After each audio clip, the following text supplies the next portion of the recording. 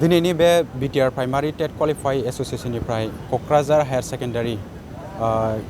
प्लेग्राउन्डआवहाय दिनैहाय 3 घन्टानि मोनसे धरना हाबाफारि लानाय जादों आरो दिनैनि बे धरनानि हाबाफारियाव जोंनि एसोसिएशननिफ्राय BTR आवहाय जेसेबां स्टुडेन्ट इउनियन बा अर्गानाइजेशन दङ साफ्रोमखौबो जोङो इनभाइट खालामहरनाय जादों आरो बे लेखायै जोंनि बे धरनानि हाबाफारियाव बनसु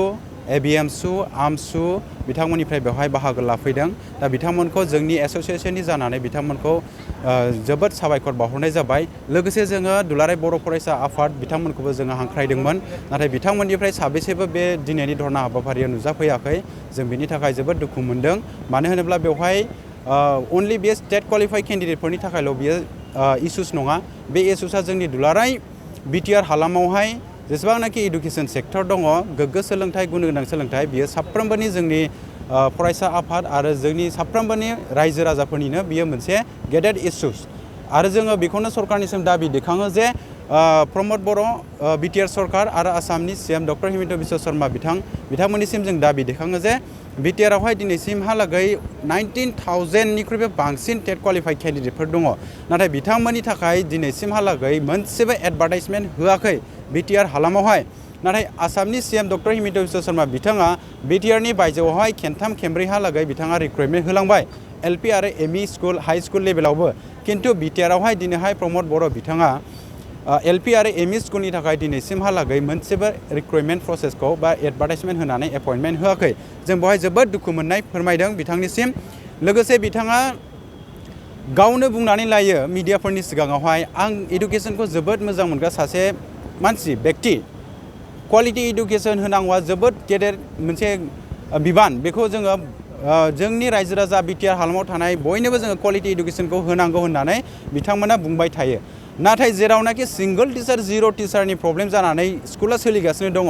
बैफोर स्कुलखौ बिथाङा माबोरै सामलायदों बिथाङा बे स्कुलखौ नायगार ओरैनो दोनगासिनो दं नामा बे जोंनिफ्राय गेदेर मोनसे सोंलु दा जोङो जोबोद दुखु फोरमायदों जेरैहाय जोंनि BTR हालामावहाय सिंगल टिचार जिर' टिचारनि गोबां प्रब्लेम जानानै दङ आरो लोगोसे जोंनि टेट क्वालिफाइ एसोसिएशननिफ्राय जावले बिथांनाव सोंबाय थायोमोन जोंनो थाबैनो एडभार्टाइजमेन्ट होनानै रिक्रुइटमेन्ट खालामनानै थिसनथाइ होनांगौ नाथाय बिथाङा फंसे खोथाखौ बुंबाय थायोमोन SIU एप्रुभालनि जानाखि प्रप'जाल हरनाय दङ बे प्रप'जाला दाबो एप्रुभाल जायाखै SIU एप्रुभाल जायाखै होननानै बिथाङा बुंबाय थायो नाथाय दाख्लै बावैसो 20 डिसेम्बर 2023 आव जेब्लानाखि क'क्राझारनि बाथौ ट्रेडिशन एन्ड कालचारेल रिसार्च सेन्टारखौ जेब्ला आसामनि CM डक्टर हिमन्त बिश्व शर्मा बिथाङा बेखौ बेखेवफैदोंमोन अब्ला आसामनि CM बिथाङानो मानव गेदेर प्रमद बर'नि सिगाङावनो खाथियावनो बिथाङा ओरैबायदि खोथा बुंदों जे SIU एप्रुभाला साख्रि मावखांनायनि उनावसो जायो साख्रि मावनायनि सिगाङाव जाया बे खोथाखौ बुंदों अब्ला जोंनि BTRनि CM मानव गेदेर प्रमद बर' बिथाङा अब्ला गाव बे खोथाखौ खोनानानै मा मोनखो बिथाङा जे जोंखौ थगायगासिनो दङ SIU एप्रुभाल जायाखै होननानै अब्ला बिथाङा CMआ जे बे खोथाखौ बुंदों अब्ला CMनि खोथा बुंनाया रं जाखो ना गावनि खोथा बुंनाया रं जाखो बिनि रिप्लाइखौ जोंनो इमिडियेटलि होनांगौ दा बेखौनो आङो BTR प्राइमारि टेट क्वालिफाइ एसोसिएशननि जानानै आङो बेखौ BTR गभर्नमेन्टनिसिम दाबि दिखांबाय आरो लोगोसे बिथाङा जा 2021 आव मोनसे एडभार्टाइजमेन्ट ओंखारदोंमोन 427नि बे एडभार्टाइजमेन्टआवहाय NCT गाइडलाइन्सखौ फल' खालामनानै मेरिट वाइसै बेखौ एपइन्टमेन्ट होनायनि जानाखि एडभार्टाइजमेन्ट बेखौ होनाय जादोंमोन नाथाय BTR गभर्नमेन्टनिफ्राय बेखौ हथादै बे एडभार्टाइजमेन्टखौ केन्सेल खालामनानै होदों आरो बे केन्सेल खालामनाय जानाखि 427 पस्ट बेवहाय जेबो रि एडभार्टाइजमेन्ट खालामाबालानो डाइरेक्टलि सिरियै एपइन्टमेन्ट होखुमादों बेनि गासिबो जोंनि RTI रिपर्ट आरो गासिबो डकुमेन्ट्स जोंनि आखायाव दङ जों गोनां जायोब्ला हाइ कर्टनि आरो सुप्रिम कर्टनि हेफाजाब लानोबो बाध्य जागोन ओंखायनो जानाखि फैगौ 427 नि जानाखि पस्ट बे थांखांबाय आरो जानाखि फैगौ 1216 आरो 667 पस्ट बेखौ जयैनो खेबसेयैनो एडभार्टाइजमेन्ट होनानै BTRनि जानाखि सिंगल टिचार जिर' टिचार बे प्रब्लेमखौ समाधान खालामनांगौ आरो टेट क्वालिफाइड केन्डिडेटफोरखौ थाबैनो एपइन्टमेन्ट होनांगौ लोगोसे 19,000निख्रुइ बांसिन टेट क्वालिफाइड केन्डिडेटफोर दङ बिथांमोनखौ गासैबो केन्डिडेटफोरखौ लासैनो पस्टखौ बारायनानै बा जेसेबांनाखि टिचिंनि पस्ट दङ बेखौ बारायनानै लासैनो एपइन्टमेन्ट होनायनि प्रसेसखौ खालामलांबाय थानांगौ सिगांनो जानाखि 1216 आरो 667 पस्ट दङ बेखौ थाबैनो एडभार्टाइजमेन्ट होनानै रिक्रुइटमेन्ट होनांगौ बेखौनो आङो BTR प्राइमारि टेट क्वालिफाइ एसोसिएशननि जानानै BTR गभर्नमेन्ट दिनैनि बे क'क्राझारनि हायार सेकेन्डारि फिल्डआवहाय अल BTR प्राइमारि टेट क्वालिफाइड एसोसिएशना दिनै मोनसे 3 आवार्स धरना खुंदों बे धरना खुंनायनि गुबै जाहोनानो जाबाय बिथांमोना दिनैसिमबो एपइन्टमेन्टखौ मोनाखै बा रिक्रुटमेन्टखौ मोनाखै बा बिथांमोननि थाखाय जोंनि BTR सरकारा एडभार्टाइजमेन्ट होआखै बे जोबोद दुखुनांथाव बाथ्रा दिनै जे BTR सरकारा बे रिक्रुटमेन्ट होआखै बा होयिया बिराद दुखुनांथाव बाथ्रा जिहेतु education is a transfer subject बाहाय BTR सरकारा फुल पावार दङ बाहाय रिक्रुटमेन्टखौ बबे समाव होनांगौ होनाङा बबे समाव एडभार्टाइजमेन्ट होनांगौ बे BTC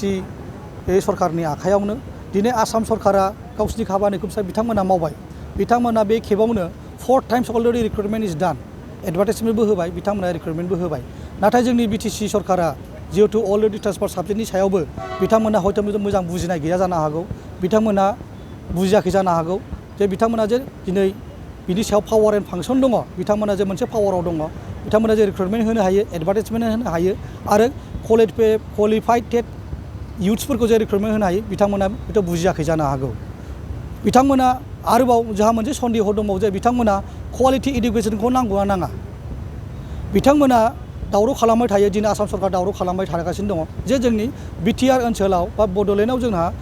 मोनसे स्कुलावहाय स्टुडेन्टफ्रानो खम जालांगासिनो दङ बेनि जाहोना मा बेयो अलरेडि बेफोर गासिबो सरकारनि दाय मानो होनना बुङोब्ला बिथांमोना क्वालिफाइड टिचारफोरखौ बिथांमोना रिक्रुटमेन्ट होआ क्वालिटि गोनां टिचारफोरखौ बिथांमोना रिक्रुटमेन्ट होआ बेफोरनो बिथांमोननि दाय दा क्वालिफाइड टिचारा जुदि रिक्रुटमेन्ट मोनाब्ला बा मोनसे स्कुलाव क्वालिफाइड टिचारा जुदि थायाब्ला सोर गथ'खौ फोरोंगोन निश्चय बा नोङो माबायाव होगोन प्राइभेट स्कुलाव हरगोन स' बिथांमोना जोंनि गथ'फोरखौ बा गरिब गथ'फोरखौ बिथांमोना गोरों खालामनो गोसो दंना गैया जाहा बे बिथांमोननि सायाव सन्देह दङ जुदि बिथांमोना इडुकेसन सिस्टेमखौ जुदि चेन्ज खालामनो लुबैदोंब्ला जोंनि ससाइटिखौ जुदि चेन्ज खालामनो लुबैदोंब्ला जोंनि बे टेट क्वालिफाइड टिचारफोरखौ बा केन्डिडेटफोरखौ बिथांमोना रिक्रुटमेन्ट होनांगौ आरो इमिडियेटलि होनांगौ बेखौ जों बुनसुनि जानाय बिथांमोनखौ दाबिगोन आरो बिथांमोननि एस'सियेसननि जानानै बिथांमोनखौ जों दाबि खालामगोन जे इमिडियेटलि बिथांमोना एडभार्टाइजमेन्टखौ होनांगौ आरो रिक्रुटमेन्ट प्रसेसखौ खालामनांगौ जाहाथे जोंनि गथ'फ्रा गभर्नमेन्ट स्कुलावनो थानानै गभर्नमेन्ट स्कुलावनो फरायनानै मोनसे मोजां स्टुडेन्ट जाबोयो इयुननि थाखाय हाबा मावनो हायो ससाइटिनि थाखाय हाबा मावनो हायो स्टेटनि थाखाय हाबा मावनो हायो बेखौ आं लुबैगोन आरो जुदि बिथांमोना जुदि खालामाब्ला आं बेखौनो सानगोन बिथांमोना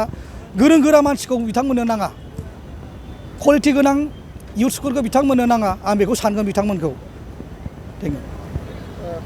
बावैसो सान सिगां बिजनियाव आसामनि गिबि डक्टर हिमन्त बिश्व शर्मा बिथाङा जे साननैनि उनावनो बे फोरोंगिरि थिसननायनि एडभार्टाइजमेन्ट होगोन होननानै बुङो नाथाय जेबो इनिसियेटिभ लानायखौ नुवाखै मा बुंदों बेथ' बिराद दुखुनांथाव बाथ्रा सासे नोङो आसामनि CM हिमन्त बिश्व शर्मायासो बुंब्लासो जे जा बानायथारनांगौ बेथ' नङाना जे जोंनि जा अलरेडि सरकार दंखायो BTC सरकार दंखायो जोंहा प्रमद बर' बिथाङानो जोंनि BTR सरकारनि चिफ आरो बियो डिपार्टमेन्टआ बिथांनि आखायावनो दङ आरो जिहेतु बे ट्रेन्सफार साबजेक्ट नालाय बिथाङानो गावनो गोसो बायदि हायो रिक्रुटमेन्टखौ बिथाङानो एडभार्टाइजमेन्ट होनो हायो रिक्रुटमेन्टखौ बिथाङानो होनो हायो सोरबा हिमन्त बिश्व शर्मा बुंबाल' बेखौ बानायनांगौ बेबायदि नङा आरो बिथांमोना खालामबाबो गावसिनि स्टेटआवसो खालामनायखौ जोंनि जिखुनु अलरेडि भेकेन्ट पस्ट दङ बाव ट्रेन्सफार हरगोन बे जोंनि थाखाय बिराद खहा जागोन बेखायनो आं खावलायगोन जाहाथे आसामा आसामै थाथों नाथाय बिथांमोननि टिचारफ्रा बे आसामावनो थाथों जोंनिफ्राय ट्रेन्सफार हरनाङा बे ट्रेन्सफार हरैनि सिगां जोंनि BTC सरकारा बेखौ इमिडियेटलि एडभार्टाइजमेन्ट होनांगौ आरो रिक्रुटमेन्टखौ खालामनांगौ क'क्राझार सहरनि रायजो राजाफोरनि थाखाय गोजोनथाव खौरां BTRनि गाहाय राजथावनि क'क्राझार सहरनि JD र'डजों नांजाबनाय सुदेमपुरि गांजेमा बाजाराव थानाय आइ आफा मेड लाइफ BM हस्पिटालाव रोंगौथि गोनां डक्टर आरो नार्स स्टाफफोरनि गेजेरजों गथ'साफोरनि बेरामजों लोगोसे जायखिजाया बेरामिफोरनि थाखाय होगासिनो दं मोजां फाहामथाय बे हस्पिटालाव नोंथांमोनहा गोबां फाहामथाय खाबुफोर मोननो हागोन 24/7 emergency service laboratory pharmacy paediatrics medicine gynaecology dental urology dental x ray play area x ray sonography OT ICU NICU PICU नि खाबुफोरखौ मोननो हागोन आइ आफा मेड लाइफ BM हस्पिटाला 24 घन्टा जेब्लाबो खुलायै थागोन आरो लांलाय लाबोलायनि एम्बुलेन्सआबो मोजाङै सार्भिस थागोन आबुङै खौरां लाहरनो थाखाय 9101 655 430 8822 688-02-6 जानबुं नम्बराव खौरां लाहरनो हागोन।